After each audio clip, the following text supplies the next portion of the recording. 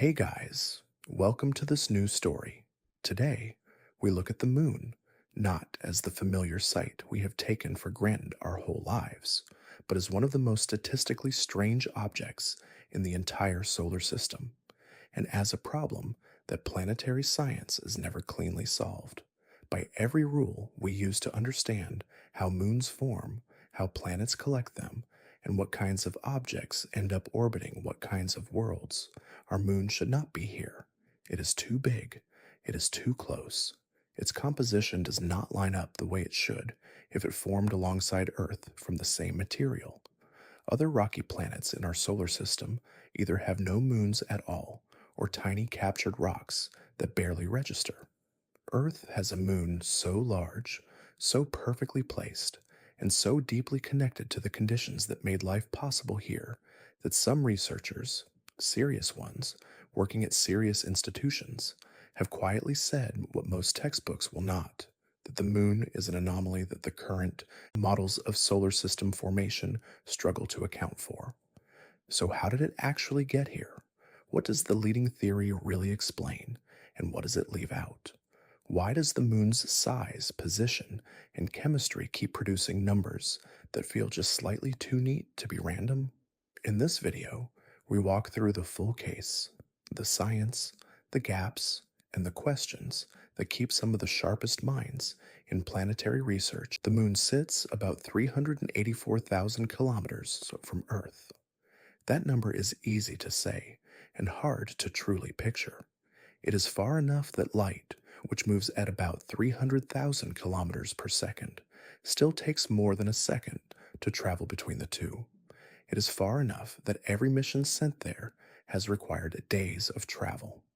And it is far enough that the environment waiting at the other end is, in almost every measurable way, the opposite of the one human biology was built for.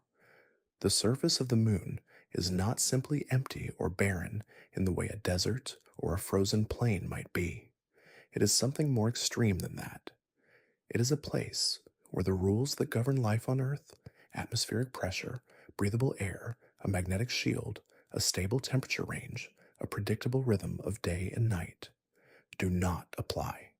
Every single one of those conditions, which the human body depends on without ever having to think about them, is absent on the moon, not reduced, not weakened, absent. Start with the air. There is none. The moon has what scientists call an exosphere, which is a collection of trace particles so thin that they barely count as atmosphere at all.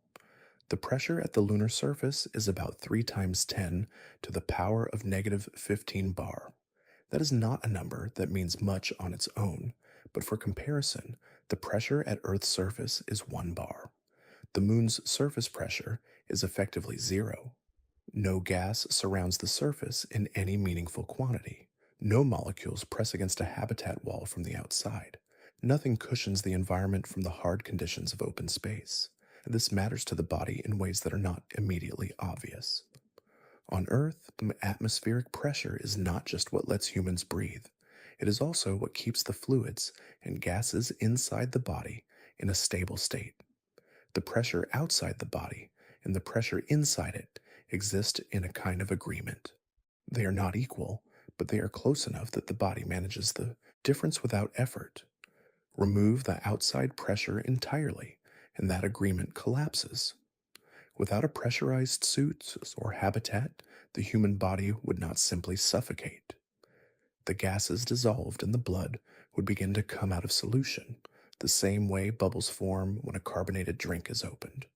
Blood and other bodily fluids would begin to vaporize at the skin. The body would swell. The process would be rapid and irreversible. This is why any discussion of living on the moon begins necessarily with enclosure. A person on the moon cannot exist outside a pressurized environment for more than a few seconds. Every moment of life there happens inside something, a suit, a habitat, a vehicle. The moon itself is always on the other side of a wall or a visor. Direct contact with that environment is not a matter of discomfort. It is fatal almost immediately. Inside the pressurized space, though, The threats do not disappear, they shift. And the most fundamental of those shifts begins with gravity. The moon's gravitational pull at its surface is about 1.62 meters per second squared. Earth's is about 9.81. That means the moon pulls on a body with roughly one-sixth the force that Earth does. A person who weighs 80 kilograms on Earth would feel as though they weigh about 13 kilograms on the moon. They would not lose any mass. Their bones, organs, and muscles would all remain physically present in the same quantities. But the force pulling all of that downward would be dramatically reduced. This sounds, at first, like it might be pleasant. Less weight on the joints, less effort to stand or move. And in the very short term, some of that is true. Movement in low gravity is easier in certain narrow ways. Lifting objects takes less force. Jumping covers more distance and height with the same muscular effort. But the body does not experience gravity as something to fight. It experiences gravity as the baseline condition around which every system has been built. And when that baseline drops to one-sixth of what every biological process was shaped around, the consequences are not comfort. They are slow, systematic, and deeply physical disruption. The temperature on the moon swings across a range that no Earth environment comes close to. During the lunar day, surface temperatures can reach about 127 degrees Celsius.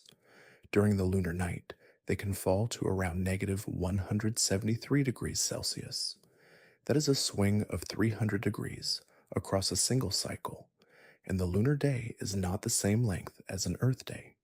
One full day-night cycle on the moon lasts about 29.5 Earth days, so these extreme temperatures do not alternate quickly. They hold.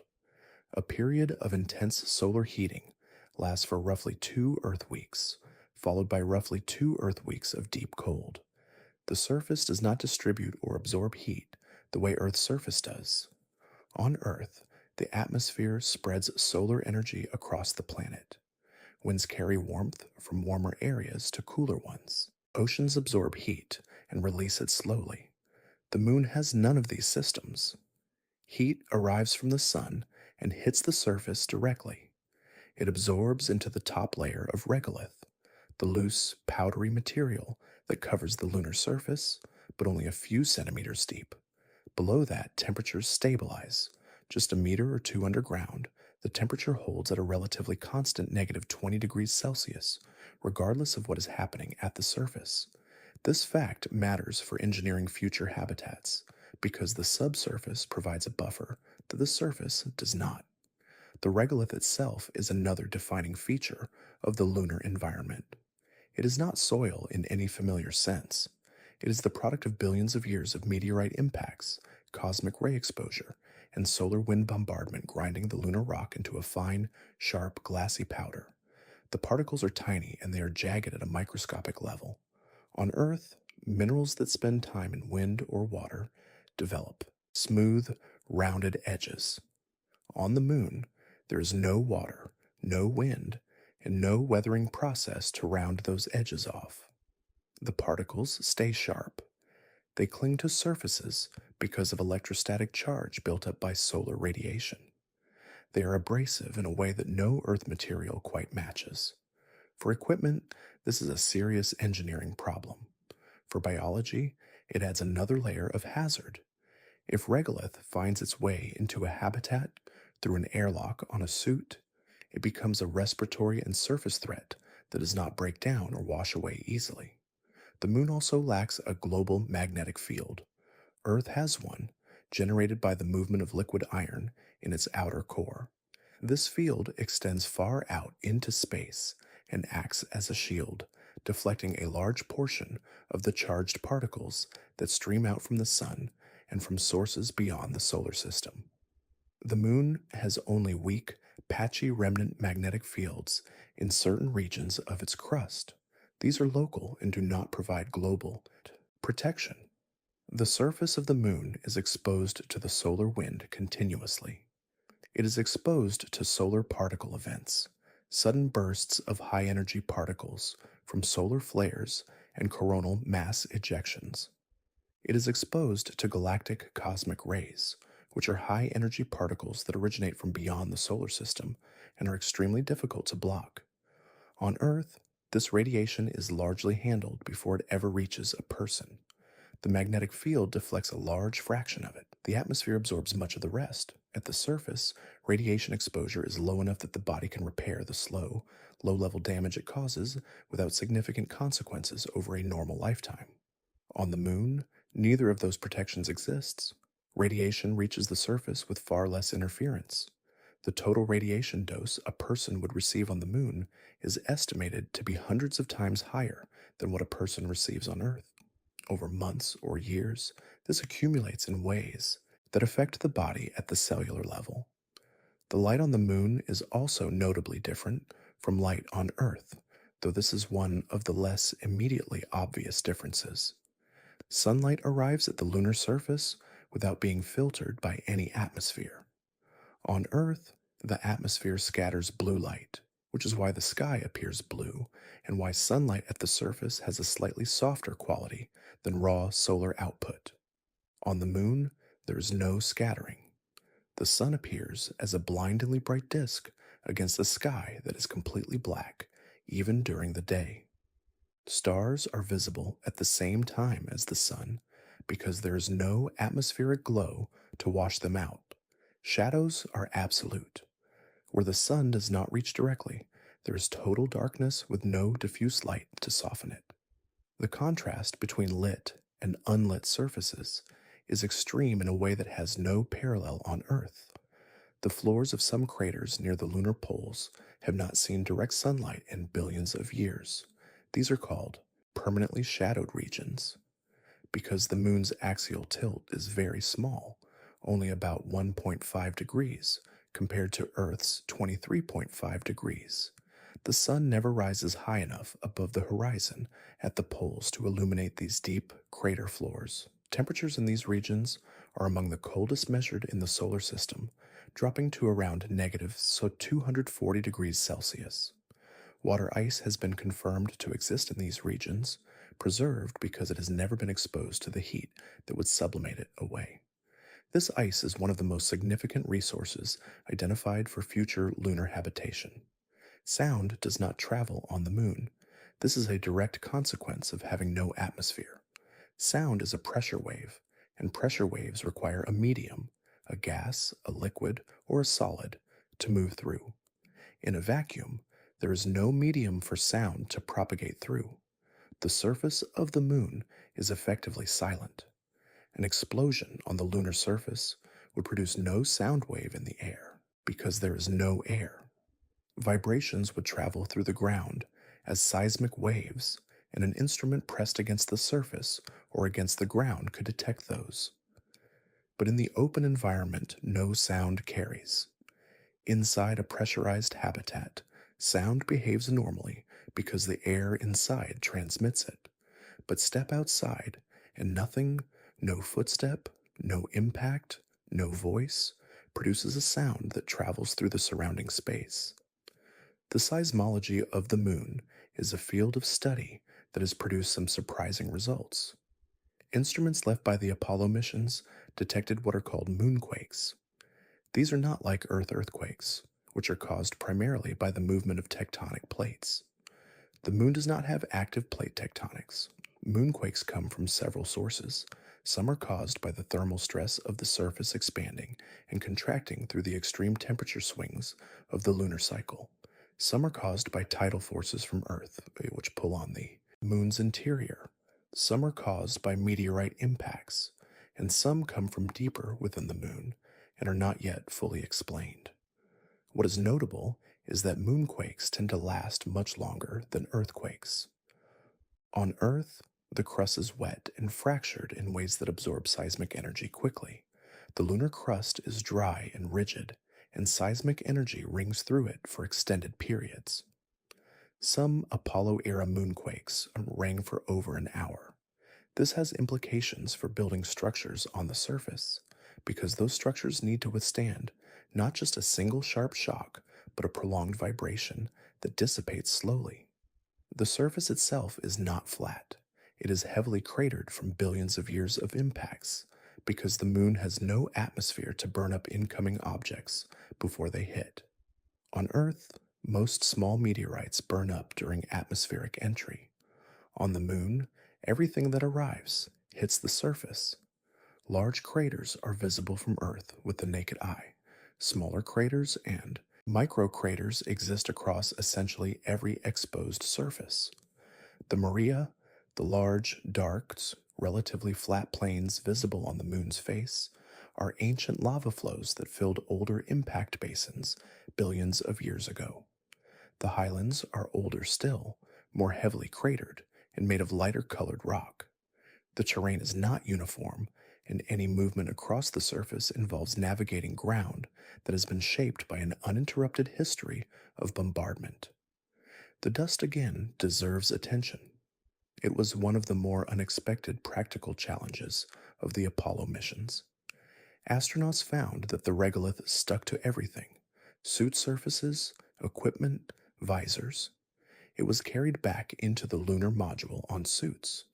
It smelled to the extent that it had any smell in the pressurized environment, like gunpowder. It scratched surfaces. It was electrically charged and actively attracted to materials. Engineers had not fully anticipated how persistent and pervasive lunar dust would be as a physical substance. For a long-term habitat, managing dust is not a minor logistical concern. It is a central engineering challenge that affects everything from air filtration to the longevity of mechanical equipment to the biological safety of the living environment. This, then, is the setting.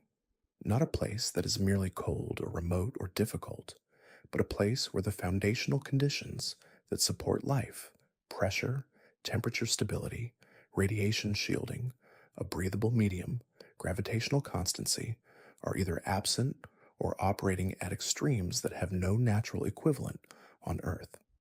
A body placed into this environment, even inside a protective habitat, is not simply in a different location. It is operating within a physical context that is categorically different from the one it was shaped to inhabit over millions of years of evolution. And that difference, measured over weeks and months and years, would begin to reshape the body itself. Bone is not static. That is one of the most important things to understand about the skeleton. It is not like a frame built once and left alone. It is living tissue, constantly being broken down and rebuilt. The body maintains bone through a process that runs without interruption from birth until death. Specialized cells called osteoclasts break down old or damaged bone material. Other cells called osteoblasts lay down new bone in its place. The two work in rough balance, and the result is a skeleton that renews itself over time while staying dense and strong enough to do its job. What drives this process, in large part, is mechanical load. When a person stands, walks, runs, or carries weight, the bones experience stress. That stress is detected by the bone tissue itself.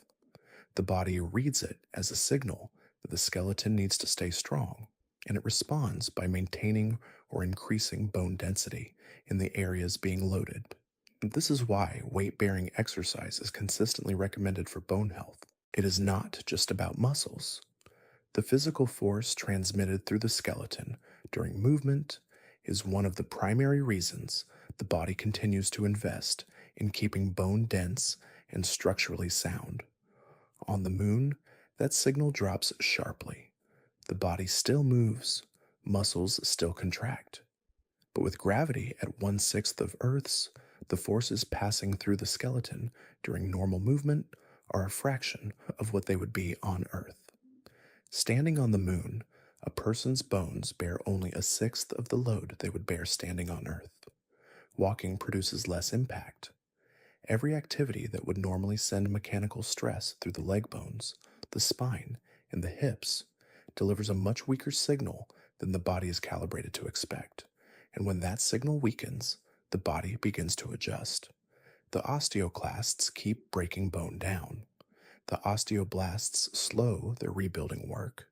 The balance tips. Bone mass begins to decline.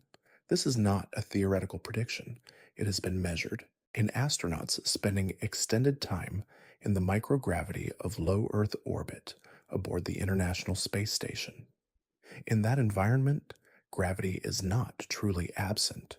The station and everything inside it are in continuous free fall around Earth, which is what produces the sensation of weightlessness. The gravitational forces acting on bone are effectively near zero. Studies of ISS crew members have shown bone density losses averaging around 1 to 2% per month in the most affected regions: the lower spine, the hips, and the upper leg bones. Some individuals have shown losses of up to 3% per month in certain sites. Over a 6-month mission, total losses in the hip and spine can reach 10 to 15% or more. The moon's gravity is not zero. It is 1/6 of Earth's, which is meaningfully more than the near-zero gravity of orbital spaceflight. This means the rate of bone loss on the moon would likely be lower than what is observed on the space station. But it would not be zero. The signal to maintain full Earth-level bone density would still be absent. The skeleton would still begin to adapt downward toward what the reduced load demands. The exact rate is not known with precision because no human has spent extended time on the moon, but the direction of the change is not in doubt. The regions most affected are those that bear the most weight during normal Earth movement. The lumbar spine, the lower back, is one. The femoral neck, which is the narrow section at the top of the thigh bone, connecting it to the hip joint, is another. These are also, not coincidentally, the sites most associated with fracture risk in older adults on Earth who experience age-related bone loss. The architecture of bone in these areas is designed for the specific loads that Earth gravity and Earth movement patterns place on them. Change those loads consistently over months, and the architecture responds. Calcium is central to this process. It is the primary mineral that gives bone its hardness and density. When osteoclasts break down bone tissue, calcium is released into the bloodstream. On Earth, this calcium is largely recaptured and reused in the rebuilding process. But when bone breakdown outpaces rebuilding, more calcium circulates in the blood than normal, and more is eventually lost through the kidneys into the urine. Astronauts in space have been shown to excrete significantly elevated levels of calcium in their urine, a direct reflection of the net loss of bone mineral. This elevated calcium in the blood and urine also raises the risk of kidney stone formation, which has been a documented concern for long-duration spaceflight and would carry over to extended lunar habitation. The structural changes are not uniform across the skeleton. The axial skeleton, the spine, pelvis, and the central load-bearing core loses density faster than the appendicular skeleton, which includes the arms and hands. This pattern makes sense in light of how weight-bearing works. The legs and spine carry the body's weight against gravity during standing and walking. The arms do not unless a person is doing specific exercises that load them. On the moon, even the load on the legs and spine decreases substantially. The arms, which were never heavily loaded in that gravitational sense, change less. What this means for long-term habitation is not just a number on a bone density scan. It means a skeleton that has adapted to a lower gravity environment becomes structurally mismatched with a higher gravity one. A person who spends a year or more on the moon and then returns to Earth would be returning with bones that have thinned and reorganized around 1/6 the gravitational demand. Earth's gravity would immediately begin placing full loads on those bones again. The fracture risk in that transition period would be significantly elevated. The hips and spine, already the sites of greatest loss, would be under the most stress at exactly the moment they are least prepared for it. Exercise countermeasures are the primary tool used on the space station to slow this process. Crew members on the ISS are required to spend roughly 2 hours each day on specialized exercise equipment designed to load the skeleton in ways that simulate some of the mechanical stress of Earth movement. Resistance exercise devices apply force to the body that the muscles and bones must work against. Vibration platforms have been studied as a way to stimulate bone maintaining signals through the skeleton. These measures slow the loss, but have not been shown to stop it entirely. A complete solution to bone loss in low or zero gravity has not yet been found. On the moon, the same countermeasures would be necessary.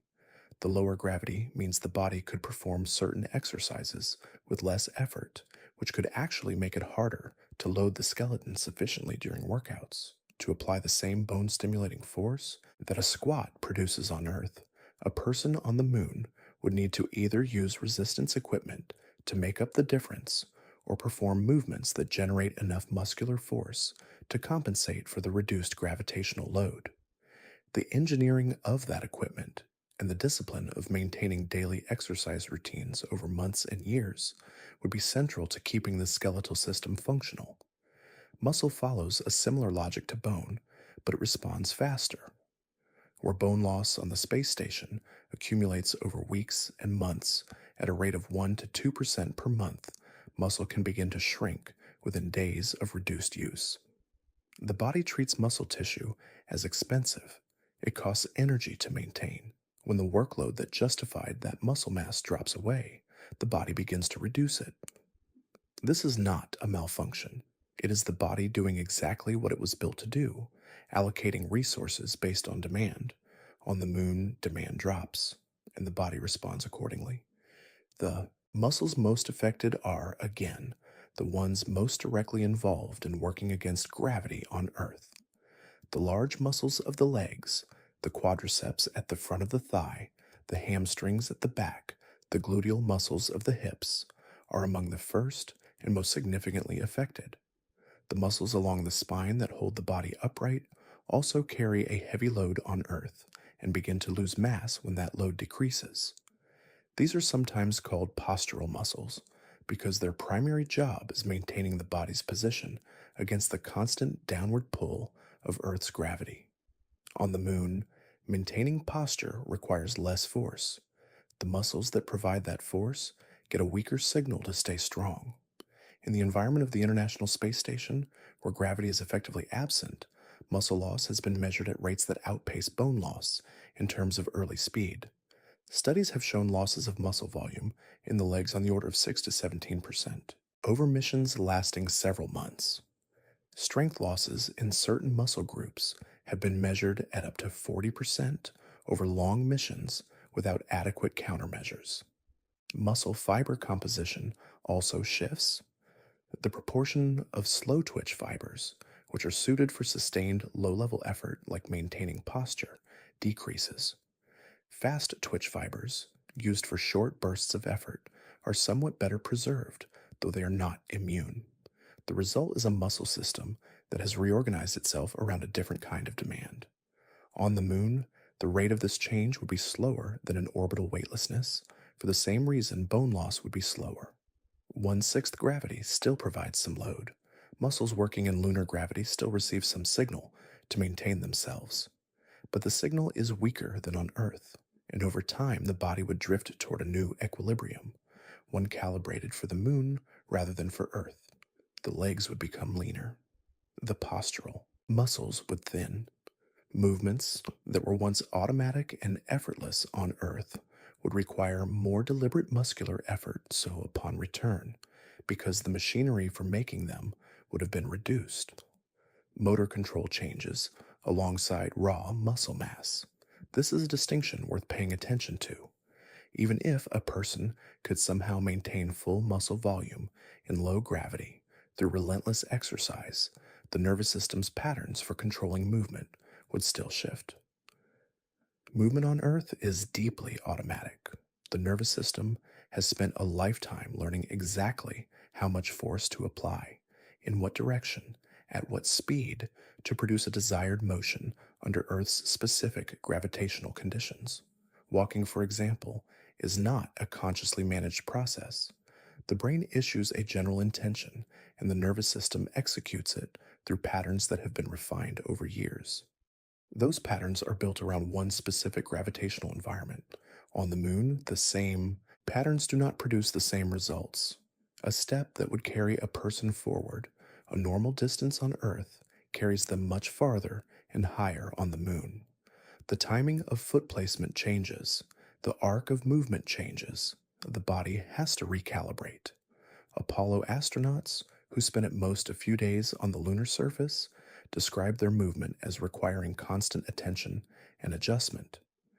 They developed a kind of loping gait, often hopping or skipping rather than walking in the Earth sense, because that turned out to be more stable and efficient in the lower gravity. The nervous system was adapting in real time within hours to the new conditions.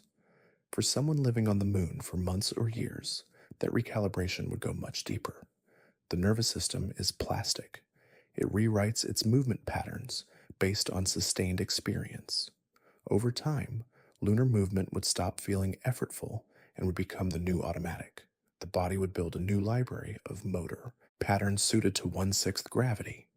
And that new library would be what the nervous system draws on automatically, including when the person returns to Earth. The heart is a muscle, and it follows the same basic principles as skeletal muscle, though its situation is more complex. The heart's job is to pump blood through the body. The volume of blood it pumps and the force it must generate to do so are tied to the demands placed on the cardiovascular system by the body's activity levels and by the effects of gravity on blood distribution. On Earth, the heart works against gravity to some degree in pushing blood upward through the body. In low gravity, that work changes. The heart does not disappear as a concern. It adapts in ways that have their own set of consequences, which connect to the changes in the circulatory system more broadly. But as a muscle, it is not exempt from the general principle that reduced demand leads to reduced mass. Studies of astronauts returning from long missions have documented a condition sometimes described informally as the heart becoming more spherical. On Earth, the heart is roughly cone-shaped with a pointed lower end. After extended time in weightlessness, it tends to become rounder and slightly smaller. This is a structural adaptation to the changed demands of pumping blood in a low-gravity environment. The heart is doing less work to circulate blood against gravity, and it adjusts its size and shape accordingly. This change is measurable and has been confirmed across multiple long-duration crew members. When a lunar resident returns to Earth, all of these muscular changes collide with full gravity simultaneously. The legs, which have thinned and recalibrated for 1/6 the load, are suddenly asked to carry 6 times the weight they have been managing. The postural muscles, which have maintained a leaner state, must immediately resume holding the body upright against a pull they have not fully resisted in months. The heart, which has adapted to lower circulatory demands, must rapidly increase its output. The nervous system, which has built a detailed map of how to move in low gravity, sends instructions that no longer match the physical environment. The result of this collision is not catastrophic in a single dramatic moment, but it is physically demanding and potentially dangerous. Returning astronauts from the space station, who have faced similar, if more extreme versions of this, consistently require assistance walking off the spacecraft. They are unsteady. Their coordination is disrupted. Orthostatic intolerance, where standing up causes a drop in blood pressure and dizziness, is common. Muscle fatigue sets in quickly under loads the body is no longer equipped to handle smoothly. Recovery takes weeks to months of supervised rehabilitation. For some physiological markers, full recovery to pre-flight baselines can take 6 months or longer. A person returning from extended lunar habitation would face a version of this same process.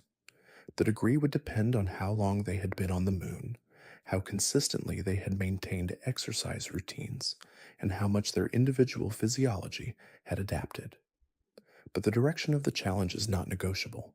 A body shaped by months or years in lunar gravity is not the same body that left Earth. And bringing it back means asking it to function in conditions it has, in measurable physical terms, partially forgotten how to handle. The circulatory system is not just a pump and a set of pipes. It is a dynamic network that constantly adjusts to the demands placed on it. Blood pressure, blood volume, vessel diameter, heart rate, all of these shift throughout the day in response to posture, activity, temperature, stress, and dozens of other factors. The system is responsive because it has to be. The body's needs change moment to moment, and the circulatory system has to keep up. Gravity plays a specific and underappreciated role in how the system is organized on Earth. When a person stands upright, blood is pulled downward by gravity. The veins in the legs and lower body fill with a relatively large portion of the total blood volume. The heart has to work to push blood upward against gravity to reach the brain and upper body. The walls of blood vessels in the lower limbs are built to handle the higher pressure that comes from gravity pulling blood downward into them. The vessels in the head and neck are built for lower pressure because gravity does not push blood into them. It pulls it away. This is a system shaped by a lifetime of standing and moving on Earth. Every part of it has been calibrated around the assumption that gravity will be pulling blood downward through a body that spends most of its time upright. Remove that assumption, and the system has no external reference point to work against. The blood redistributes. This redistribution happens quickly. Within the first hours of entering a low gravity environment, blood and other fluids that were sitting in the lower half of the body begin to shift upward. There is no gravitational pull keeping them in the legs. They move toward the chest and head. This is called the cephalad fluid shift, cephalad meaning toward the head. Astronauts in the early hours of spaceflight consistently report a feeling of fullness in the face and head, nasal congestion, and a sensation somewhat like hanging upside down. The face visibly puffs, the neck veins become more prominent, the legs, by contrast, thin slightly as fluid leaves them. The body reads this fluid shift as a signal that it has too much blood volume. The sensors in the heart and large vessels near it detect the increased pressure from the extra fluid arriving in the chest. The brain interprets this as a state of fluid excess. It responds by telling the kidneys to reduce blood volume, to filter out more fluid and send it to the bladder. Urine output increases in the first days of low gravity exposure. Total blood volume drops. Studies of astronauts have shown reductions in blood volume of around 10 to 15% over the first days and weeks in space. The body is essentially shrinking its circulatory system to match what it perceives as a new, lower demand. This reduction in blood volume has consequences. With less blood circulating, the heart has less to pump with each beat. The cardiovascular system as a whole operates at a lower level. This is manageable in a stable, low-gravity environment because the demands on the system are also lower. The heart does not need to push as hard to circulate blood to a brain that is now at roughly the same level as the rest of the body rather than elevated above it. In the short term, the system finds a new balance, but the vessel walls themselves begin to change. Blood vessels are not rigid tubes. They are made of layers of tissue that can expand and contract, and their structure is maintained in part by the pressure that flows through them. The vessels in the lower limbs, which on Earth are built to handle higher pressure from the column of blood gravity pushes into them, begin to lose that structural stimulus. They thin slightly. They become less able to constrict forcefully when needed. This process is slow, developing over weeks and months, but it moves consistently in one direction as long as the low gravity condition persists. The heart itself, already discussed briefly as a muscle that reduces in size, also changes in how it functions. Cardiac output, the amount of blood the heart pumps per minute, decreases. The heart rate may drop slightly. The heart's ability to respond to sudden high demands, such as intense physical effort or a rapid change in posture is reduced relative to its Earth conditioned baseline. The heart has essentially downscaled to fit a lower demand environment, in the same way that any muscle reduces when it is no longer being asked to do as much work. One of the more significant practical consequences of all this involves what happens when a person stands up.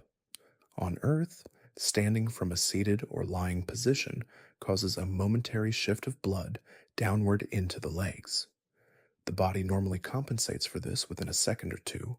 Blood vessels in the legs constrict, the heart rate increases slightly, and blood pressure is maintained at a level that keeps the brain adequately supplied. This response is fast and largely automatic.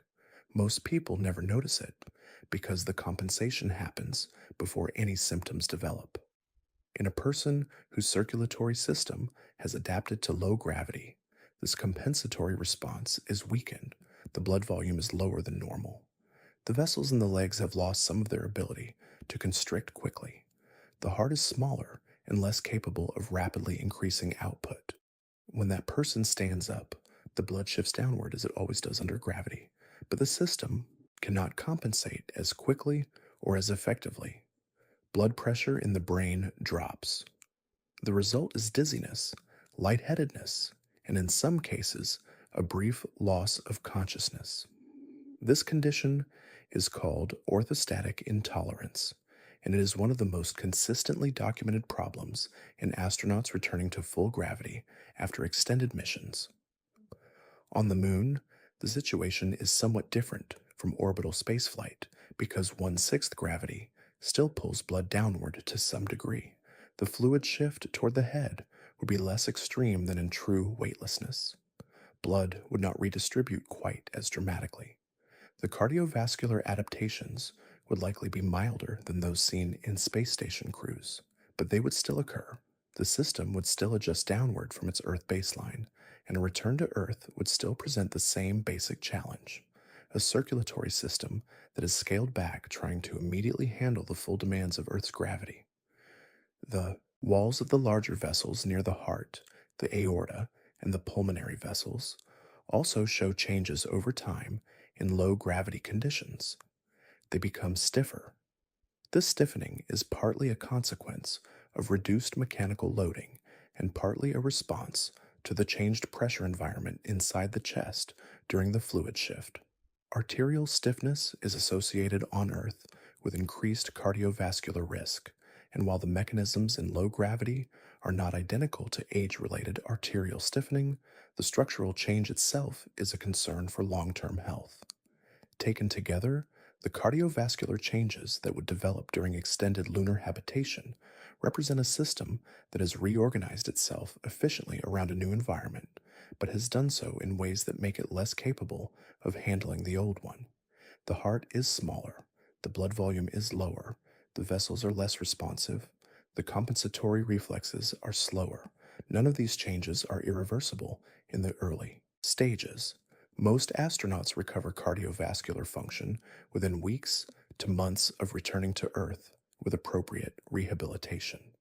But the deeper and then longer the adaptation, the more demanding the recovery process becomes, and the longer it takes before the circulatory system returns to the state it was in before the body spent an extended period in a place where gravity no longer asked as much of it. Deep inside each ear, past the eardrum and the middle ear bones, there is a small set of fluid-filled structures that have nothing to do with hearing. They are dedicated entirely to something else, detecting the position of the head in space and the direction and speed of its movement. These structures make up what is called the vestibular system, and they are among the most fundamental sensory tools the body has. They are ancient in an evolutionary sense. Nearly every vertebrate animal that has ever lived on land has some version of them. They developed over hundreds of millions of years in a world where gravity was a constant, and they are built around the assumption that gravity will always be present and will always point in the same direction. The vestibular system has two main components. The first is a set of three small loops called the semicircular canals. Each canal sits at roughly a right angle to the other two, So together they cover all three axes of rotation, nodding the head forward and back, tilting it side to side, and turning it left and right. Each canal is filled with fluid. When the head rotates, the fluid inside the corresponding canal shifts. Small hair cells lining the canal detect the movement of that fluid and send signals to the brain. The brain reads those signals and knows in real time how fast the head is rotating and in which direction. The second component is a pair of small chambers called the utricle and the saccule. These detect linear acceleration rather than rotation. They work through tiny calcium carbonate crystals called otoliths, which simply means ear stones, that sit on top of a layer of hair cells. When the head accelerates in a straight line, or when gravity pulls on the head in a particular direction, the crystals shift under their own weight relative to the hair cells beneath them. The hair cells detect which way the crystals have moved and signal that information to the brain. The brain uses this to determine which way is down and how the head is oriented relative to the ground. This is the part of the vestibular system most directly affected by a change in gravity. The semicircular canals respond to rotation and would function roughly the same regardless of gravity level, because they are detecting movement rather than the static pull of gravity. But the otolith organs, the utricle and saccule, are gravity detectors in a very direct physical sense. The crystals shift because gravity pulls on them. The brain has spent an entire lifetime learning to interpret a specific pattern of crystal displacement as meaning the head is upright, tilted, or inverted. That pattern is calibrated for one specific gravitational force, Earth's. On the moon, gravity pulls on those crystals with 1/6 the force it does on Earth. The displacement they produce in the hair cells beneath them is smaller. The signal the brain receives is weaker. And crucially, the brain does not automatically know how to interpret this weaker signal correctly. It has no prior experience with 1/6 gravity. Its entire reference library for what different otolith signals mean was built on Earth. A signal that on Earth would mean the head is tilted slightly from vertical means something different in lunar gravity, but the brain does not know that yet. The initial result of this mismatch is disorientation. The brain is receiving conflicting or unfamiliar information from multiple sources at once. The vestibular system is sending signals the brain does not have a reliable template for. The visual system is sending information about the environment that the brain tries to reconcile with the vestibular input. The proprioceptive system, which will be addressed shortly, is also sending signals that were calibrated for Earth. All three are slightly out of agreement with each other, and the brain, which relies on all three working together to construct a stable sense of position and movement, struggles to produce a coherent picture. This conflict between sensory systems is the basis of what is broadly called space motion sickness, though the term is somewhat misleading because it implies the experience is primarily like seasickness.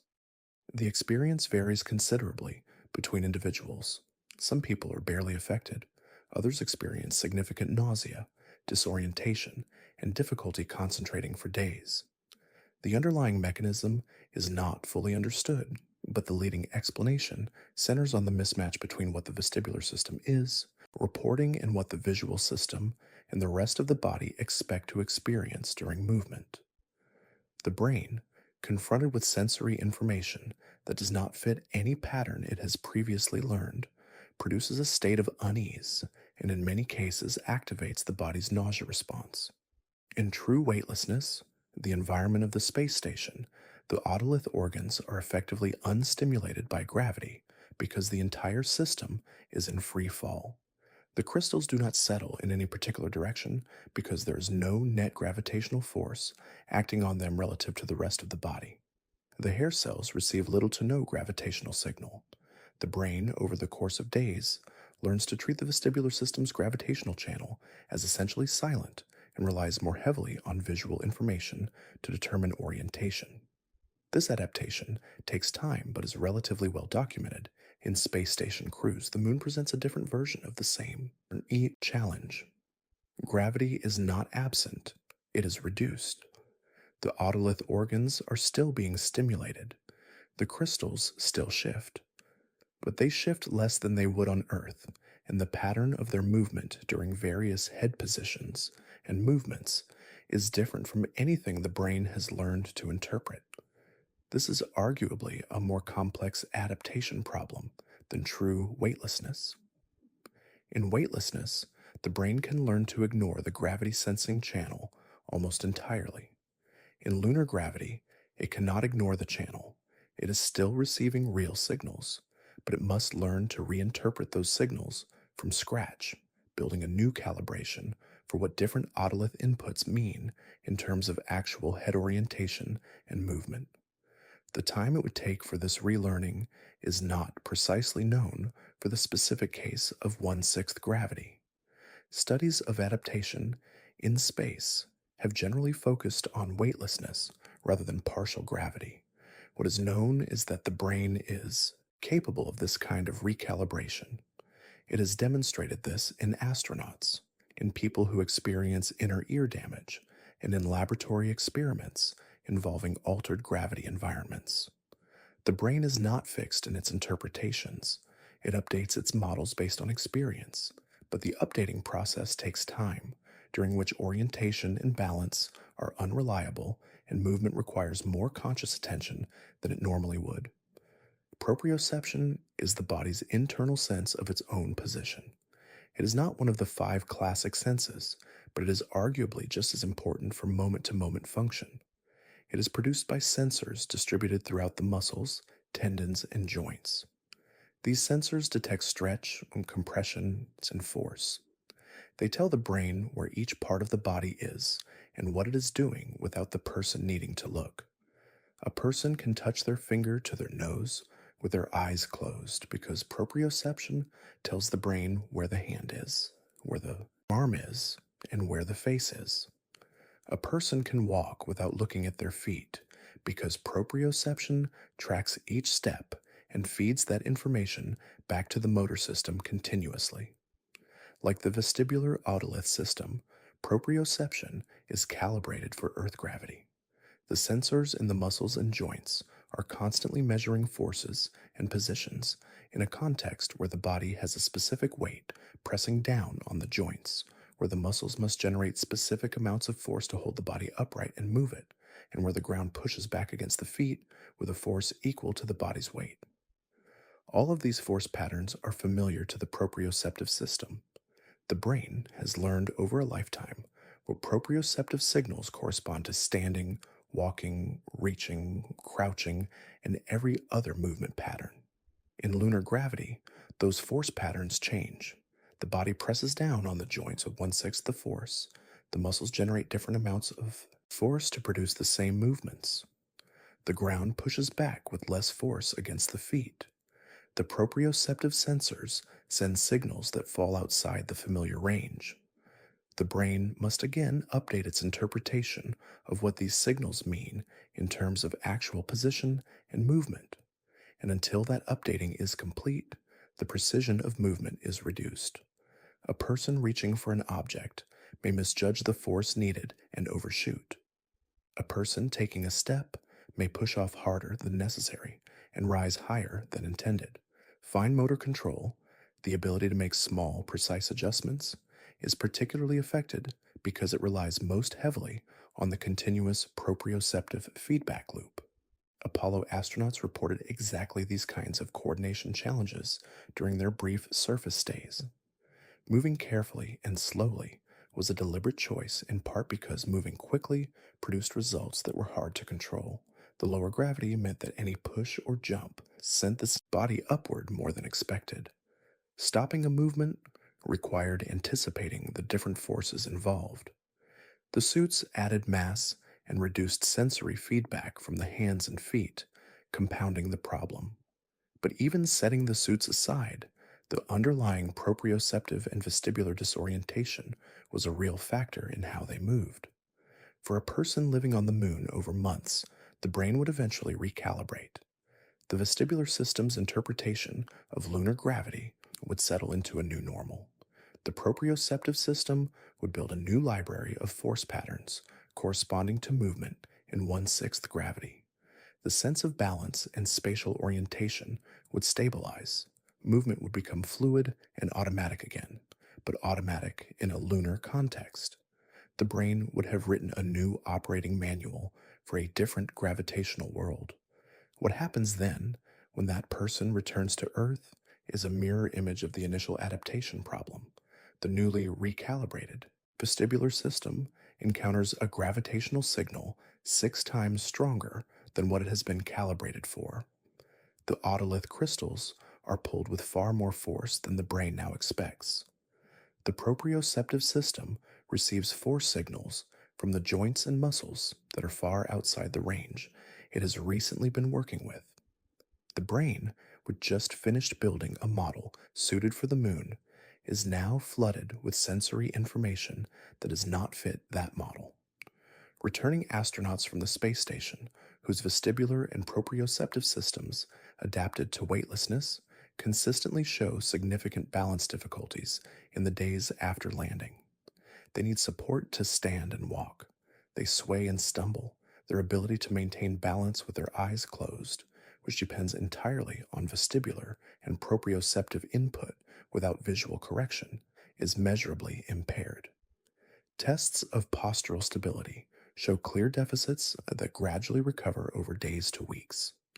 The recovery is not always linear, and some individuals take longer than others.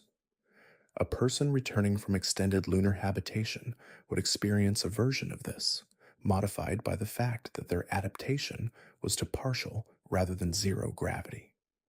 The transition back to Earth gravity would be less extreme than the transition from weightlessness, but it would still represent a significant shift for systems that had been recalibrated for a lower gravity world. The vestibular system would need to relearn Earth's gravitational signal. The proprioceptive system would need to relearn Earth's force patterns. Balance and coordination would be disrupted in ways that could not be fixed immediately and would require time and active use of the body under full gravity to resolve. The deeper issue behind all of this is that the body's orientation and balance systems are not passive sensors, they are active predictors. The brain does not simply wait for sensory information to arrive and then react to it. It builds models of the physical world, predicts what sensory input it should receive based on those models, and updates the models when the predictions are wrong. The vestibular and proprioceptive systems are deeply embedded in this predictive process. When the gravitational environment changes, the predictions are wrong, and the brain has to keep updating until the model matches the new reality. The adaptation process is essentially the brain going through a long cycle of making predictions, receiving incorrect feedback, and revising its model. Over time, the model converges on the new environment. But that process takes time. It consumes cognitive resources, and while it is happening, the person moving through the environment is working with a tool, their sense of balance and position, that is temporarily less reliable than it needs to be. The brain sits inside the skull, surrounded by a clear fluid called cerebrospinal fluid. This fluid fills the space around the brain and spinal cord, cushioning them against impact and helping to remove waste products from brain tissue. It is produced continuously inside the brain, circulates through a set of connected spaces, and drains back into the bloodstream at a steady rate. The pressure of this fluid inside the skull, called intracranial pressure, is normally kept within a narrow range. It rises slightly when a person lies down and drops slightly when they stand up, because gravity affects how the fluid distributes through the system. The body manages these shifts automatically, and under normal Earth conditions, the pressure stays within bounds that the brain and the structures surrounding it can tolerate without damage. In low gravity, this management system runs into the same basic problem that the cardiovascular system does. The whole body's fluid distribution was built around the assumption of Earth's gravitational pull. When that pull decreases, fluid that gravity normally holds lower. In the body shifts upward, blood moves toward the head and chest, and cerebrospinal fluid, which is part of the same broad hydraulic system, also shifts. The drainage of this fluid back into the bloodstream may be affected. The pressure inside the skull can rise above its normal range and stay elevated for extended periods rather than dropping back down the way it would when a person stands up on Earth. This elevated pressure is not immediately painful or obvious. It does not announce itself the way a headache from a knock to the head does. It is a slow, sustained increase that over weeks and months begins to press on the structures inside and immediately behind the eye. The optic nerve, which carries visual signals from the retina at the back of the eye to the brain, is surrounded by a sheath that is continuous with the membrane surrounding the brain. Cerebrospinal fluid flows into this sheath, and when intracranial pressure rises, that fluid presses outward into the optic nerve sheath as well. Over time, this pressure causes the sheath to bulge and the optic nerve itself to swell at the point where it enters the back of the eye. NASA researchers studying astronauts returning from long missions on the space station identified this as a significant and unexpected finding. They discovered that a substantial proportion of astronauts, particularly those who had spent 6 months or more in weightlessness, showed measurable changes to the structures at the back of the eye. The optic nerve head, which is at the point where the optic nerve meets the retina and which is visible through an ophthalmoscope, was found to be swollen in a condition called papilledema. The back of the eyeball itself had changed shape in some individuals. The normally round rear surface of the eye had flattened slightly. In some cases, folds had developed in the choroid, a layer of tissue behind the retina. The retina itself showed changes in some astronauts, including small areas where its layers had separated slightly. These findings were not present in every returning crew member, and their severity varied considerably between individuals. Some astronauts showed minimal changes. Others showed changes significant enough to affect visual acuity, the sharpness of their vision, in measurable ways. The pattern of who was most affected was not entirely clear from the initial studies, though there was a general trend suggesting that longer missions produced more significant changes, and that some individuals seemed biologically predisposed to greater pressure-related effects in the eye. The condition has been given a formal name, Spaceflight-Associated Neuroocular Syndrome, abbreviated as SANS. The name reflects the fact that the changes involve not just the eye itself, but also the optic nerve and related brain structures. It is now considered one of the primary long-term health concerns for human spaceflight, and understanding it has become a significant focus of space medicine research in recent years. The exact mechanism driving SANS is still being studied.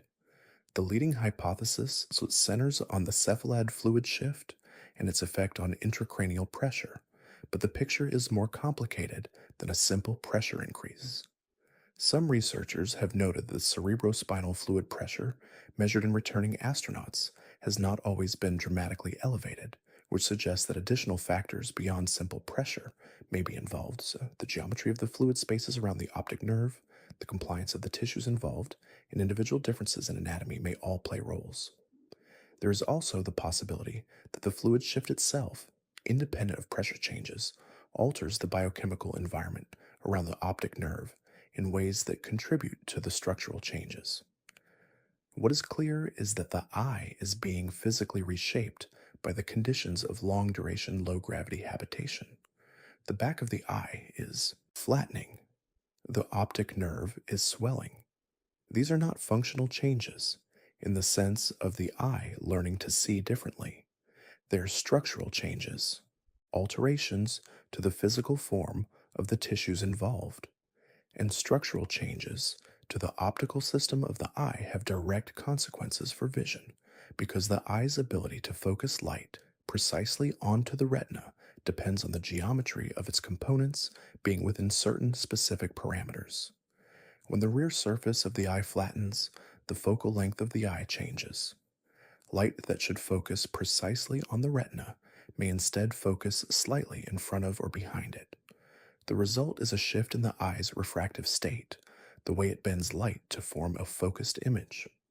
Astronauts who experienced these changes have reported shifts in their vision, typically toward farsightedness, meaning they had more difficulty focusing on nearby objects than they did before the mission. Some required updated prescription lenses. After returning, NASA has taken to sending multiple pairs of corrective lenses with astronauts on long missions so they can adjust as their vision shifts during the course of the flight. The optic nerve is the direct physical link between the eye and the brain's visual processing areas. It carries electrical signals from the roughly 100 to 25 million photoreceptor cells in the retina to the lateral geniculate nucleus in the thalamus, which then passes them on to the visual cortex at the back of the brain. This pathway is not simply a cable that either works or does not. The nerve fibers within it are the actual neurons that carry the visual signal, and they are sensitive to pressure and to changes in their physical environment. Sustained swelling of the optic nerve, if severe enough and prolonged enough, can cause permanent damage to these fibers. Damage to optic nerve fibers does not heal the way damage to some other tissues does. Lost fibers mean lost visual function, gaps in the visual field, reduced acuity, or in extreme cases, permanent vision loss. The pressure effects do not stop at the eye. The brain itself is the structure most directly affected by changes in intracranial pressure. The skull is a rigid container. The brain, the blood vessels supplying it, and the cerebrospinal fluid surrounding it all occupy a fixed volume. When fluid pressure inside that container rises, something has to give. The brain tissue is soft and can be compressed or displaced. Blood vessels inside the skull can be affected by the pressure changes. The drainage of blood from the brain back into the venous system can be impeded when the pressure rises high enough. The symptoms that elevated intracranial pressure produces in more severe cases on Earth, headache, nausea, visual disturbances, difficulty concentrating, reflect the sensitivity of brain tissue to pressure. In the context of long-duration spaceflight, astronauts have reported a range of symptoms that may be related to these pressure changes, including headaches, particularly ones that are worse upon waking or during physical exertion, and mild visual disturbances. These reports vary widely between individuals and are difficult to study systematically in the small populations available for research. What is more tractable is measuring cognitive performance, and here the data from long-duration spaceflight is somewhat concerning.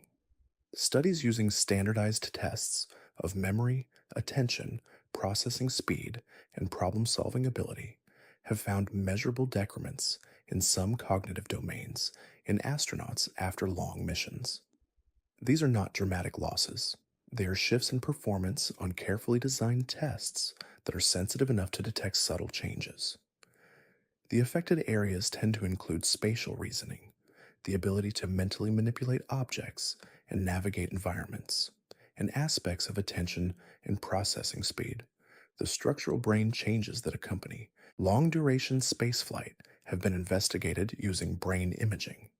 MRI studies of astronauts before and after missions have found changes in the distribution of cerebrospinal fluid within the skull.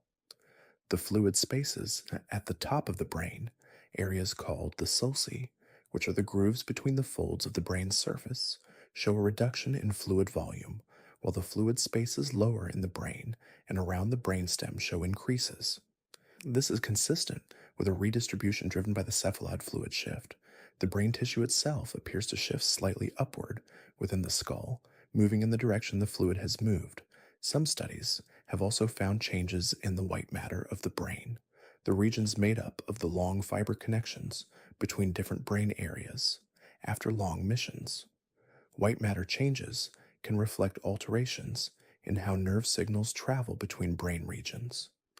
These findings are still being analyzed, and their functional significance is not yet fully clear, but they suggest that the structural effects of long duration, low gravity habitation extend into the brain tissue itself, not just the fluid surrounding it.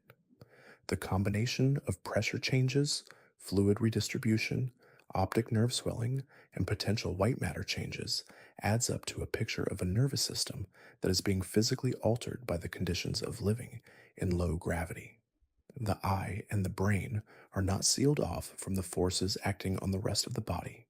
They are connected to the same fluid systems, the same pressure dynamics, and the same gravitational conditions that are reshaping the bones, muscles, and blood vessels. The difference is that the eye and brain are less forgiving of structural change than those other tissues. A muscle that thins can regrow. A bone that loses density can remineralize. But optic nerve fibers that are damaged by sustained pressure or white matter tracts that are altered by months of fluid redistribution may not return to their prior state as readily or as completely. The recovery data on SANS is still limited because the syndrome was only formally recognized and systematically studied relatively recently. Some astronauts have shown partial or full resolution of the structural eye changes after returning to Earth. Others have shown persistent changes at follow up examinations conducted months or years after their missions. The optic nerve swelling has generally resolved more quickly than the flattening of the rear eyeball surface, which in some individuals has remained altered years later. Whether these persistent structural changes produce long term functional consequences for vision or cognitive performance is a question that ongoing studies have not yet definitively answered. For the specific case of the Moon, the magnitude of these effects would likely be smaller than in orbital weightlessness, for the same reason that all of the gravity related adaptations are expected to be less extreme. The cephalad fluid shift would be less dramatic because 1/6 gravity still provides some downward pull on the body's fluids. The intracranial pressure increase, if it occurs, might be less severe. The structural eye changes might develop more slowly and reach a lower peak magnitude, but the direction of the effect is the same. Extended habitation on the Moon would involve sustained exposure to a fluid pressure environment that differs from Earth's in ways the visual and nervous systems were not built for. And the longer the habitation, the more time that pressure environment has to produce structural changes that at some threshold begin to affect the function of the very organ the person is using to navigate, work, and make decisions in that environment. The brain, in the end, is both the target of these changes and the instrument being asked to manage everything else: the bone loss, the muscle atrophy, the cardiovascular adaptation, the vestibular recalibration. All of these require the brain to monitor, regulate, and compensate. The brain directs the exercise that slows bone loss. It manages the fluid balance decisions that the kidneys execute. It rebuilds the motor patterns that allow movement in low gravity. And it does all of this while itself being subject to the same physical forces that are reshaping every other system in the body. A brain operating under elevated intracranial pressure with a slightly shifted fluid distribution and potentially altered white matter connections is still a functional brain. But it is a brain working under conditions it was not designed for, doing work it was not specifically prepared to do, in an environment that has no precedent in any of the evolutionary history that produced it. The immune system is not a single organ. It is a distributed network of cells, proteins, and signaling processes spread throughout the body. White blood cells patrol the bloodstream and tissues. The lymphatic system carries immune cells between organs. The bone marrow produces new immune cells continuously. The spleen filters blood and activates immune responses. All of these components communicate through chemical signals, and the whole network is sensitive to the body's internal state, its stress levels, its nutritional status, its sleep quality, and the physical conditions it is operating in. On Earth, this network is tuned to a specific set of conditions. It has been shaped by millions of years of exposure to the pathogens, environmental stresses, and physical demands of life on the planet's surface. It is not perfect, but it is calibrated. It knows, in a functional sense, what a normal internal environment looks like, and it responds to deviations from that normal state with a set of well practiced responses. In low gravity, that calibration begins to drift. Studies of astronauts on the space station have consistently found that the immune system does not function the same way in weightlessness as it does on Earth. The changes are not simple. They do not all point in the same direction. Some parts of the immune response appear suppressed, others appear overactive. The overall picture is one of dysregulation, a system that is still running but is no longer running in the coordinated, balanced way it does under normal Earth conditions. One of the most consistently documented findings is a change in the behavior of T cells. These are white blood cells that play a central role in identifying and destroying infected or abnormal cells.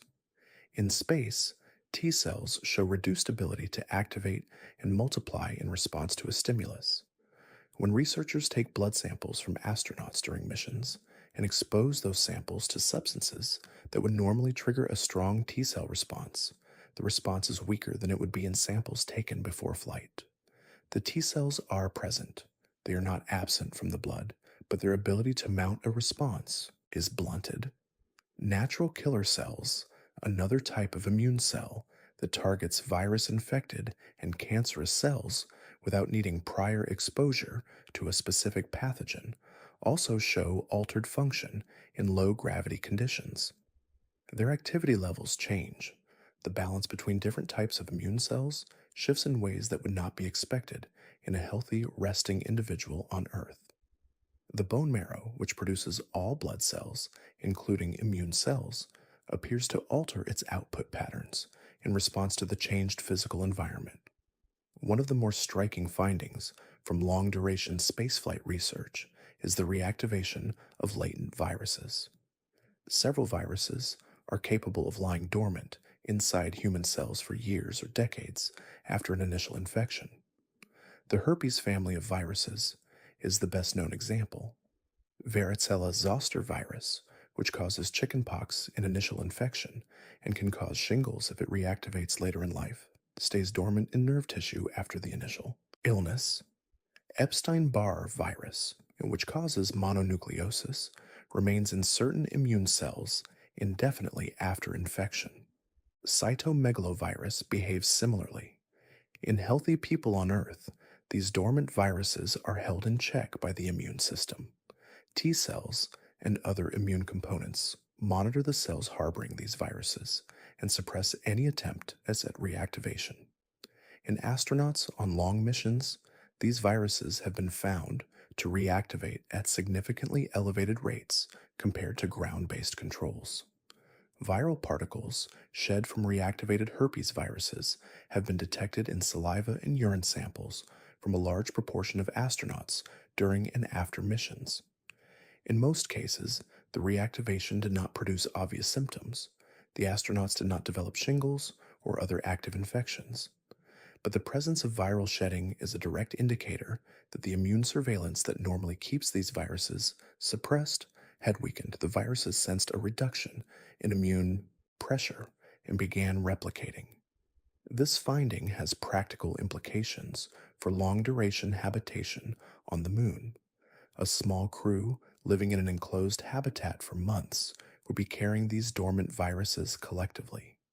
If the immune suppression associated with low-gravity living allows those viruses to reactivate, the risk of symptomatic infection increases. Shingles is painful and potentially serious. Other herpes family reactivations can affect the eyes, the nervous system, or other organs. Managing this risk requires either medical countermeasures, antiviral medications used preventively or at the first sign of reactivation, or finding ways to maintain stronger immune function in the lunar environment. Inflammation is another area where the immune system shows altered behavior in low-gravity conditions. Inflammatory responses are a core part of how the immune system deals with injury and infection. They involve the release of chemical signals that increase blood flow to an area, make blood vessel walls more permeable, so immune cells can pass through them and recruit additional immune cells to the site of the problem. Properly regulated, inflammation is protective.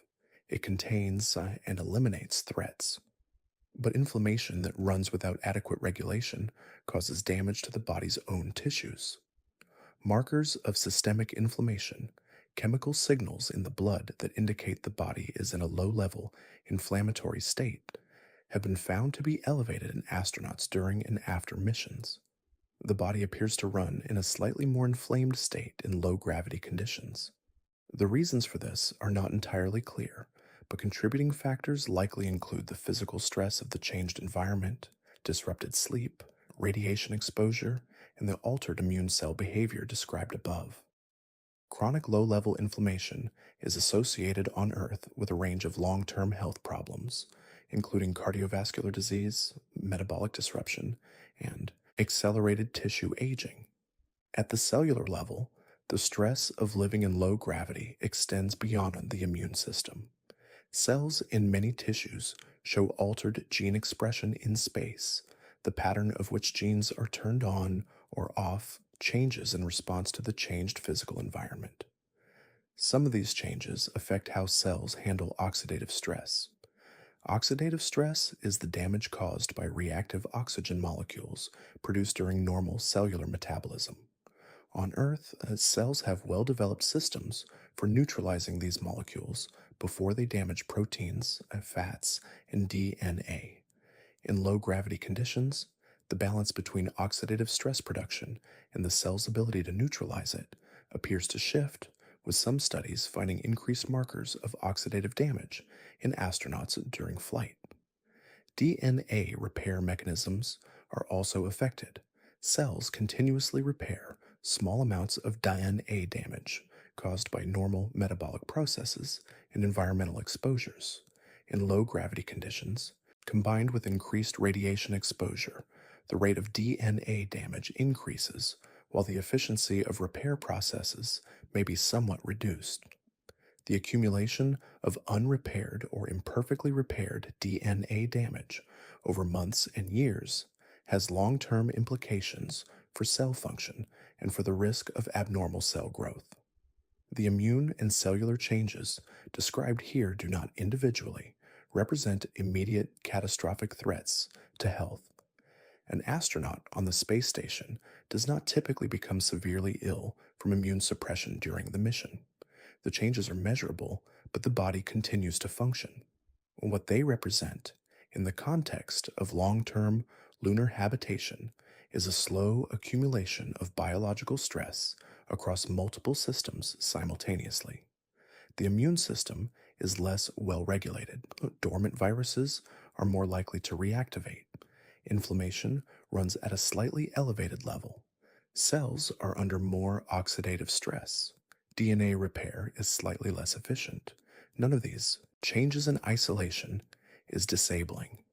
Together, sustained over months and years, they represented a biological environment that is working harder to maintain itself and doing so less efficiently than it would on Earth. The human body runs on a clock, not a metaphorical one, a literal biological timing system built into nearly every cell in the body. This internal clock runs on a cycle of roughly 24 hours and coordinates an enormous range of physiological processes. Body temperature rises and falls on a 24-hour schedule. Hormone levels peak and drop at specific times of day. The immune system is more active at certain hours than others.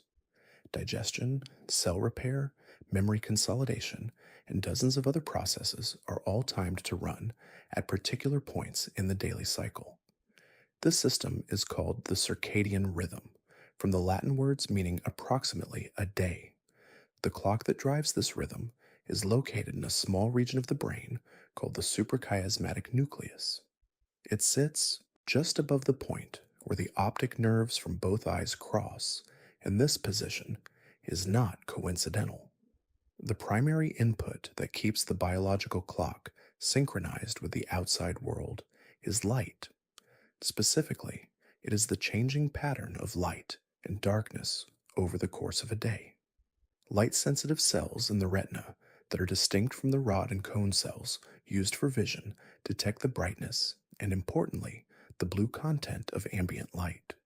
They send signals directly to the suprachiasmatic nucleus. When those cells detect bright, blue-rich light, the kind that dominates in daylight, they suppress the production of melatonin, a hormone that promotes sleep. When light fades and darkness comes, melatonin levels rise, signaling the body to prepare for sleep. This system works because on Earth, light and darkness alternate on a roughly 24-hour cycle that matches the body's internal clock. The clock does not need to be perfectly accurate on its own because it is reset every day by the light signal. Small deviations in the clock's natural period. Some people naturally run slightly faster, some slightly slower than exactly 24 hours, are corrected daily by exposure to morning light. The system is robust because the external signal and the internal clock stay aligned through this daily correction. On the moon, the external light cycle is not 24 hours. It is approximately 708 hours, nearly 30 Earth days. The sun rises, moves slowly across the sky over the course of roughly 2 Earth weeks, and then sets. Darkness follows for another 2 Earth weeks. A full day-night cycle on the moon lasts 29.5 Earth days. This is not a rhythm any human biology has any framework for. The internal clock runs on 24 hours. The moon's light cycle runs on 708 hours. There is no natural way to synchronize the two. This means that anyone living on the moon cannot rely on the natural light environment outside to anchor their sleep-wake cycle. The sun, if it were visible through a window, would provide light for 14 straight Earth days and then darkness for 14 straight Earth days. Following the natural lunar light cycle for sleep would mean staying awake for 2 weeks and sleeping for 2 weeks, which is biologically impossible and physiologically catastrophic. The external environment provides no usable daily light signal. The body's clock, left without its normal resetting mechanism, would begin to drift. The drift of an internal clock without regular light input is well documented. In experiments where people have been isolated from all natural light cues and kept in environments where they cannot tell what time it is, their sleep-wake cycles gradually shift. Most people's internal clocks run slightly longer than 24 hours, closer to 24.2 hours on average. Without the daily light correction, a person tends to fall asleep and wake up roughly 12 minutes later each day than the day before. Over weeks, the sleep schedule rotates around the clock entirely. A person who started sleeping at night is eventually sleeping during what would be daytime if they could see the sun, then gradually shifting back again. Performance, mood, and physical health all deteriorate during this drift. On the moon, without active countermeasures, this drift would begin almost immediately. The body would have no natural anchor. Melatonin production, which normally surges predictably in the evening in response to fading light, would lose its environmental trigger. Sleep timing would become irregular. Sleep quality would decline. The two-stage process of sleep, the cycling between lighter and deeper stages, including the stages associated with memory consolidation and physical repair, depends on the biological clock running on schedule. A clock that is drifting produces sleep that is shallower, less structured, and less restorative. The countermeasure is artificial light management. A habitat on the moon would need to produce its own, the moon, 24-hour light cycle entirely independent of whatever the sun is doing outside. Lighting systems inside the habitat would need to brighten in the morning to the same spectrum and intensity that outdoor morning light provides on Earth, sustaining that light through a simulated day, and then fading in the evening to allow melatonin to rise and sleep to come. The blue content of the light is particularly important because the retinal cells that feed the suprachiasmatic nucleus are most sensitive to short wavelength blue light in the 480 nanometer range. Morning and daytime lighting would need to be rich in this wavelength. Evening lighting would need to shift toward warmer, redder tones with low blue content to avoid suppressing melatonin at the wrong time. This is technically achievable with modern LED lighting systems, which can be programmed to shift spectrum and intensity throughout a 24-hour cycle. Some hospitals and facilities on Earth already use this kind of dynamic lighting to support patients whose circadian rhythms have been disrupted by illness or shift work. The technology exists. The challenge on the moon is maintaining it reliably over months and years in an environment where every piece of equipment must function without the possibility of quick replacement, and where the consequences of failure accumulate faster than they might in a less isolated setting. Sleep problems are among the most commonly reported issues by astronauts on the space station. Despite living in a habitat that completes an orbit every 90 minutes, meaning they see 16 sunrises and sunsets per day, the station uses a fixed 24-hour schedule with controlled lighting to maintain crew sleep cycles. Even so, studies have found that astronauts sleep on average about 6 hours per night during missions, somewhat less than the 7 to 8 hours most adults need for full recovery. They frequently use sleep medication. The light environment inside the station, combined with mission, stress, noise, and the disruption of being in an altered physical environment, makes consistent, high quality sleep difficult even with active management. The moon would present the same core challenge, with one significant difference: the complete absence of any conflicting external light signal. On the station, sunrises and sunsets coming every 90 minutes create a chaotic light environment that the habitat lighting has to override. On the moon, particularly if windows are shielded or if the habitat is underground or inside a lava tube, there may be no competing external light at all. This could make the artificial light system's job somewhat simpler in one sense. There is no 90-minute sunrise cycle to fight against, but it also means that the artificial light system is the only thing standing between the crew's circadian rhythms and complete environmental time cues, with no backup from the natural world outside. The hormonal consequences of circadian disruption extend well beyond melatonin. Cortisol, which is a stress hormone that also plays a role in regulating energy and immune function, follows a strong circadian pattern, rising sharply in the early morning to help the body mobilize for the day and falling through the afternoon and evening. Disrupted sleep and a drifting clock produce irregular cortisol patterns. Elevated or dysregulated cortisol over extended periods contributes to immune suppression, bone loss, muscle breakdown, and metabolic disruption, all of which are processes that are already being driven by the low gravity environment. The sleep and circadian problem does not exist in isolation. It amplifies the effects of nearly every other physiological challenge the body is facing on the moon. Radiation is not one thing. The word covers a broad range of phenomena, from the visible light that illuminates a room to the radio waves that carry signals through the air. In the context of human health and space exploration, the relevant types are those that carry enough energy to damage biological tissue, specifically the types that can strip electrons from atoms and break chemical bonds inside living cells. These are called ionizing radiation, and they come from several distinct sources that a person on the moon would face simultaneously and without the protection that Earth provides. On Earth, two overlapping shields reduce ionizing radiation at the surface to levels that the body can handle over a normal lifetime. The first is the magnetic field that surrounds the planet.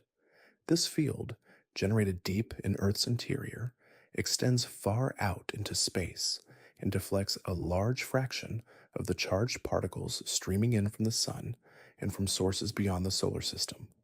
Charged particles follow curved paths when they move through a magnetic field, and Earth's field is strong enough to redirect many of them away from the planet entirely, or to funnel them toward the poles where they interact with the upper atmosphere rather than reaching the surface. The second shield is the atmosphere itself. Even particles that make it through the magnetic field encounter roughly 10 meters of water equivalent material in the atmosphere above the surface, enough mass to absorb or scatter a significant portion of the remaining radiation before it reaches ground level. The moon has neither of these shields in any meaningful form. Its magnetic field is fragmented and local, remnants of an ancient field that no longer operates globally. Its atmosphere is effectively non existent. Radiation that arrives at the moon's orbital distance from the sun reaches the surface with almost nothing in the way. The total radiation dose on the lunar surface has been measured directly by instruments sent there, and it is roughly 200 times higher than the dose a person receives at Earth's surface. Over the course of a year on the moon, a person would accumulate a radiation dose that would take roughly 200 years to accumulate at sea level on Earth. The radiation environment at the moon comes from two primary sources with very different characteristics. The first is the sun. The sun continuously emits a stream of charged particles, mostly protons and electrons, called the solar wind. This is a relatively low energy stream that flows outward through the solar system at all times. The solar wind alone accounts for a portion of the elevated radiation dose on the lunar surface. But the sun also occasionally produces sudden, intense bursts of radiation during events called solar flares and coronal mass ejections. These events can release enormous quantities of high energy protons in a matter of minutes to hours. A major solar particle event can deliver a radiation dose in the space of a day that would exceed the total dose limits set for astronauts over an entire career. These events are somewhat predictable in that they tend to occur more frequently during periods of high solar activity, but individual events cannot be precisely forecast days in advance. They arrive with limited warning. The second source is galactic cosmic rays.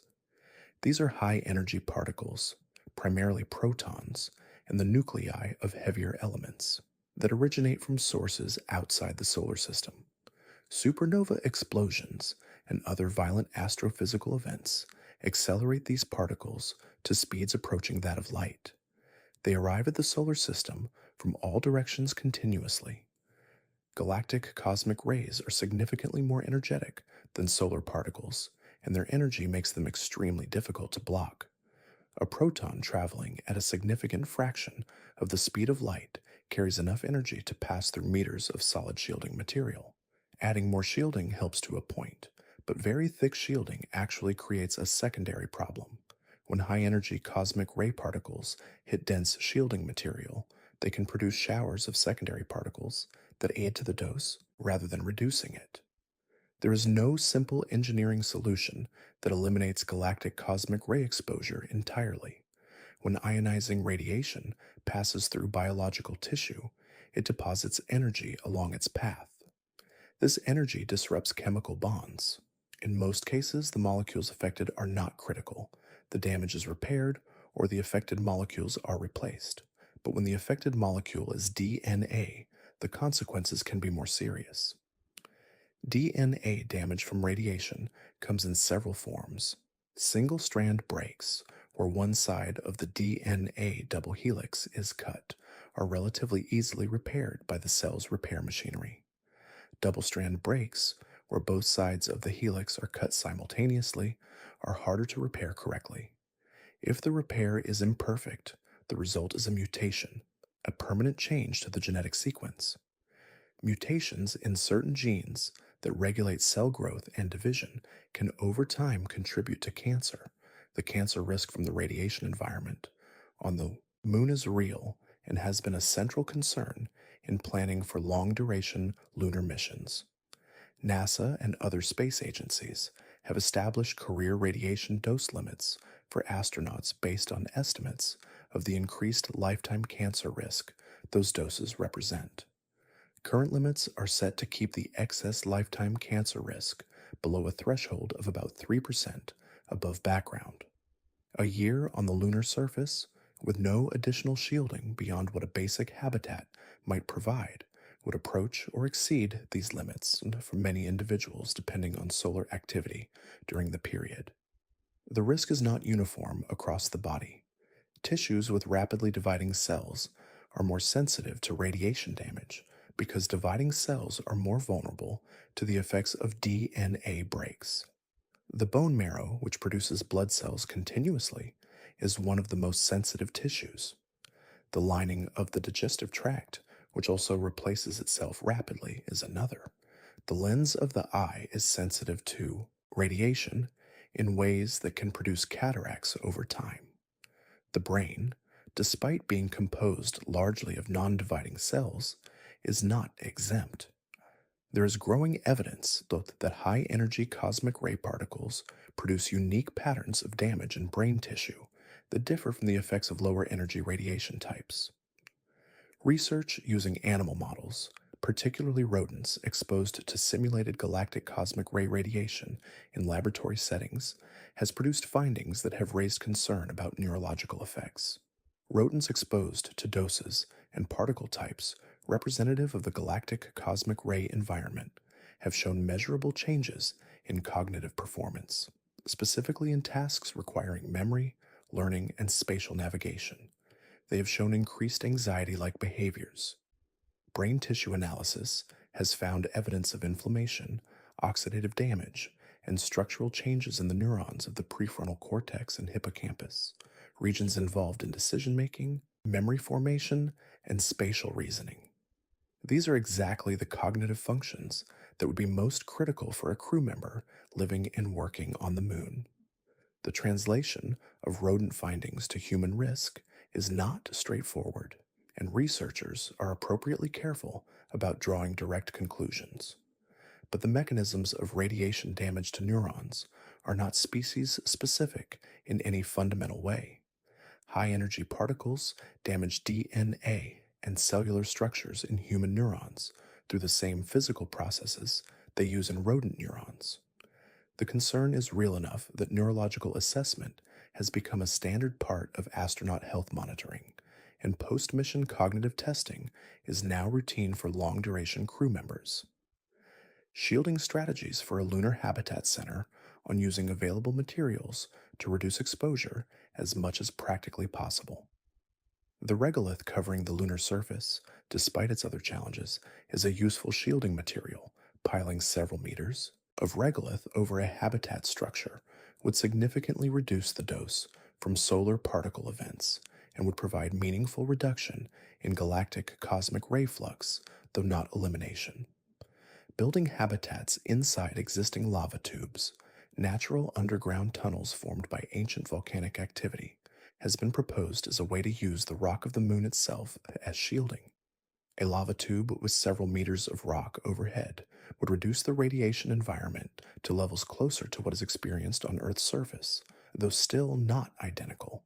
The practical reality for any near-term lunar habitat is that shielding will be partial.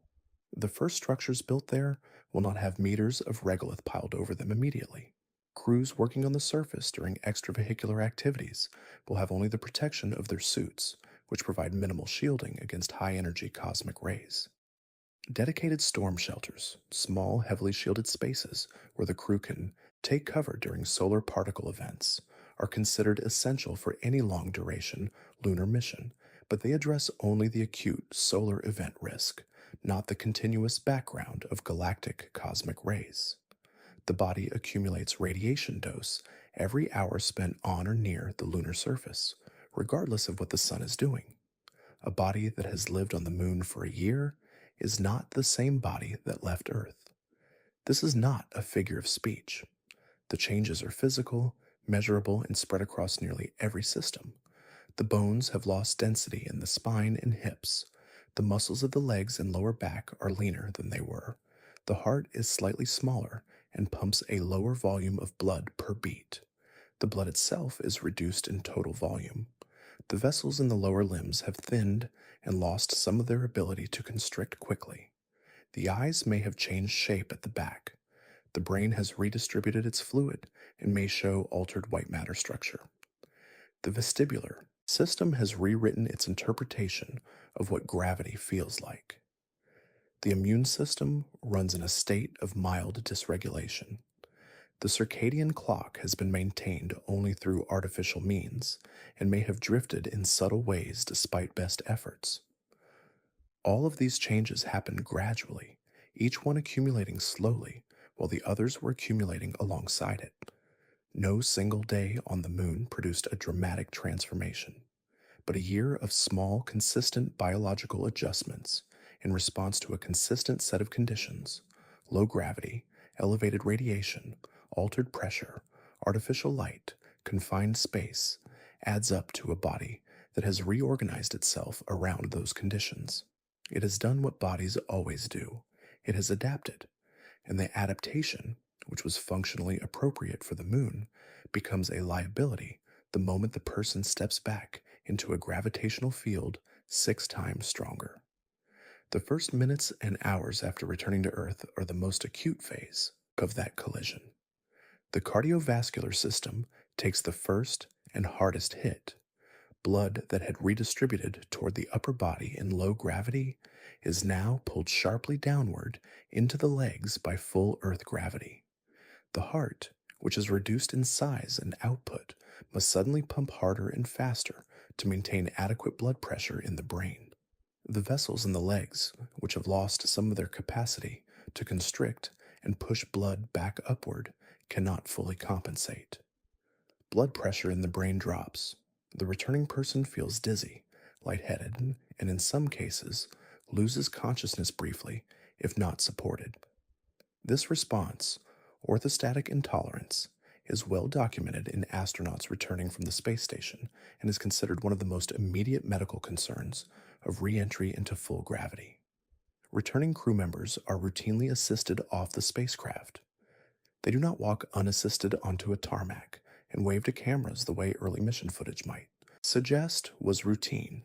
They are carried or supported, monitored for blood pressure and heart rate, and kept horizontal or reclined for a period while the cardiovascular system begins the work of adjusting back to Earth conditions.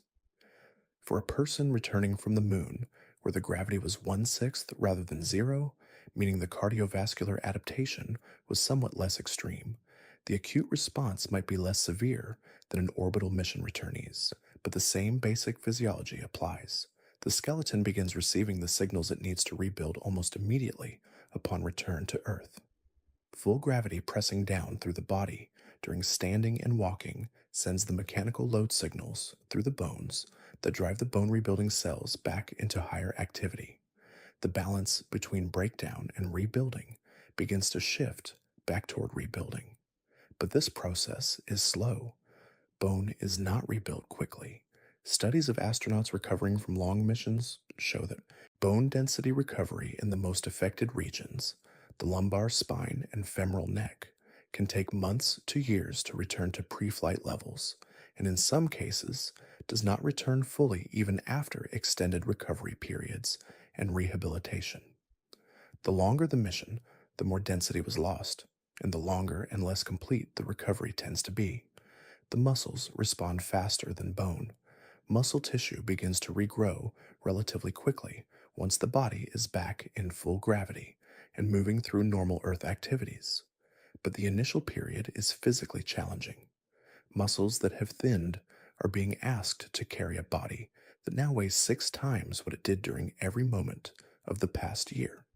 Simple tasks, standing, walking across a room, climbing stairs, require effort that feels disproportionate to what they once demanded. Fatigue sets in quickly. The motor patterns stored in the nervous system are still calibrated for 1/6 gravity, meaning the force output they automatically generate is insufficient for Earth movement. The person has to consciously override what their nervous system is telling them to do and apply more force than feels natural. Over days and weeks, the motor system begins to recalibrate, but the process is effortful and requires active rehabilitation. Balance and coordination present their own recovery timeline. The vestibular system, which rebuilt its model of gravity around the moon's weaker pull, now receives signals from the otolith organs that are 6 times stronger than what it has been calibrated for. Every head movement produces a vestibular signal that does not match the brain's current predictions. The result is disorientation, instability, and a tendency to sway or stumble. Walking on uneven ground is particularly difficult because it requires constant, real time balance adjustment using systems that are currently miscalibrated. Physical therapy programs for returning astronauts specifically target this. Exercises that challenge balance and force the vestibular system to recalibrate through repeated exposure to the full gravitational environment. The eyes and intracranial pressure present a different kind of recovery challenge. Unlike the musculoskeletal system, which responds quickly to the renewed mechanical demands of Earth gravity, the structural changes in the eye do not reverse on a predictable schedule. The flattening of the rear eyeball surface that develops over months in low gravity does not simply pop back into its original shape within days of return. Some of these changes persist for months. Some have been found to persist for years in follow up examinations. Vision that shifted during the mission may continue to differ from pre flight baseline long after the astronaut has recovered muscular strength and cardiovascular function. The optic nerve swelling resolves more readily, but the eyeball geometry can remain altered. The immune system, which ran in a dysregulated state during the mission, begins to restabilize in the weeks after return. The latent viruses that reactivated during flight return to dormancy as immune surveillance resumes its normal level. Inflammatory markers in the blood gradually return toward their pre flight baseline. The cellular stress responses that were elevated in the altered environment begin to normalize as the body settles back into the conditions it was originally calibrated for. This recovery is generally more complete and faster than the recovery of the structural systems, but it is not immediate, and in individuals who experienced more significant immune dysregulation during the mission, the return to baseline may take longer. Whether full recovery is possible, it depends on how full is defined and over what time frame. For most physiological systems, most of the adaptation reverses. Muscles regrow, bone density rebuilds toward its original level. The cardiovascular system expands its blood volume and rebuilds cardiac muscle.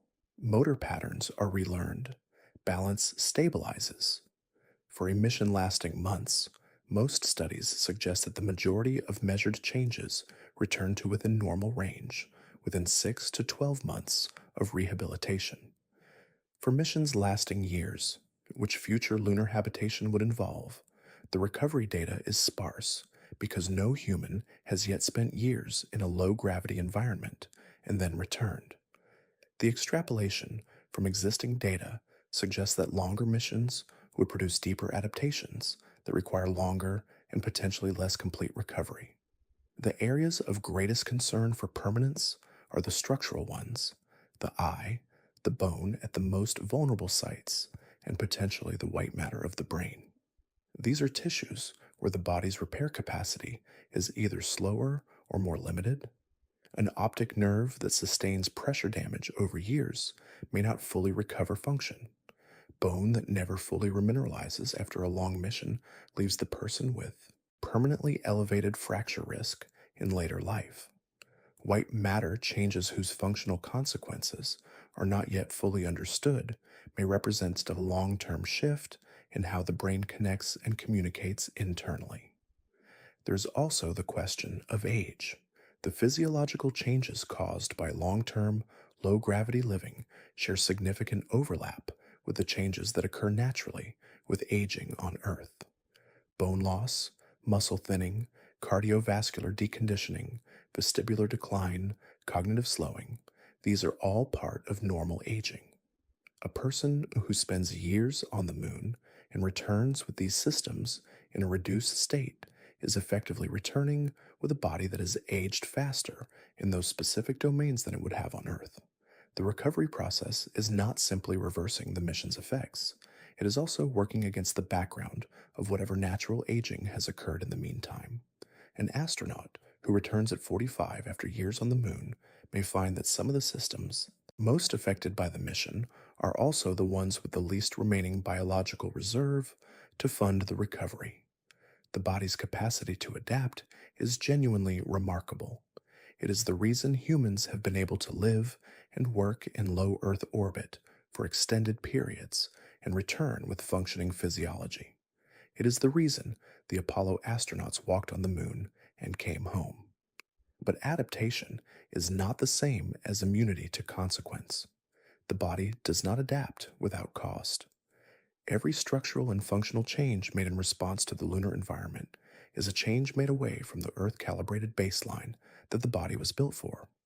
The further that baseline drifts, and the longer it stays drifted, the more work is required to bring it back, and the less certain it becomes that everything will return to where it started.